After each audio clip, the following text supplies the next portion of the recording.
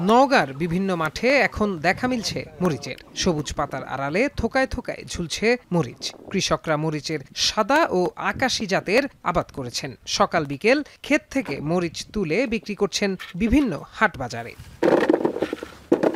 নওগাঁর বদলগাছি উপজেলার ভগবানপুর গ্রামের কৃষক মতিউর রহমান বাবুল এবছর ৮ কাঠা জমিতে মরিচের আবাদ করেছেন। তবে আয়ের চেয়ে ব্যয় বেশি হওয়ায় পড়েছেন দুশ্চিন্তায়। আশায় আছেন আগামীতে ভালো দাম পাওয়ার। কীটনাশক দিতে হয় প্রতি সপ্তাহে ৪০০-৫০০ টাকা।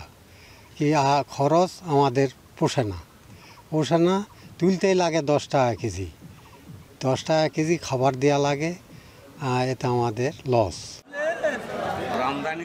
গত বছর এ সময় পাইকারিতে প্রতি কেজি মরিচ ১২০ থেকে ১৫০ টাকায় বিক্রি হলেও বর্তমান বাজারে বিক্রি হচ্ছে প্রকারভেদে ১০ থেকে ১৫ টাকা কেজি দরে। প্রতি কেজিতে যেখানে উৎপাদন খরচই ৩০ টাকা, সেখানে তারও অর্ধেক দামে মরিচ বিক্রি হওয়ায় হতাশ চাষিরা।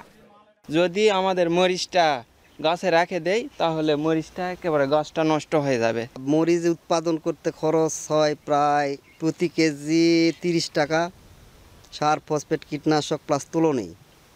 আর আমরা পাচ্ছি ৮ থেকে ১০ টাকা কেজি। মরিচ তুলতেই খরচ আমাকে ১০ টাকা কেজি, বিক্রি করে 10 টাকা। এই 10 টাকাতে তো গৃহস্থর কোনো কিছু হবে না।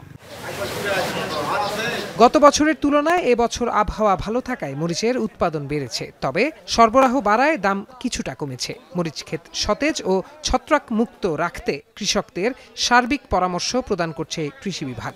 আগামীতে কৃষকরা ভালো দাম পেয়ে লাভবান হবেন বলে জানান এ কৃষি কর্মকর্তা।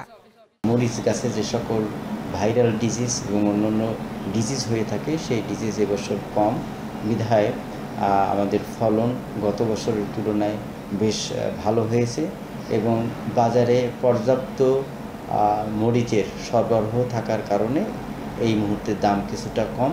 তো আমরা আশা করছি যে তাড়াতাড়ি এই বাজার মূল্যটা ঊর্ধ্বগামী হবে। জেলা কৃষি সম্প্রসারণ অধিদপ্তরের তথ্যমতে জেলায় এবছর ৯৬৫ হেক্টর জমিতে মরিচের আবাদ হয়েছে, যা থেকে শুকনা মরিচের উৎপাদন হবে ৯,৬০০ টন। এখন নওগাঁ।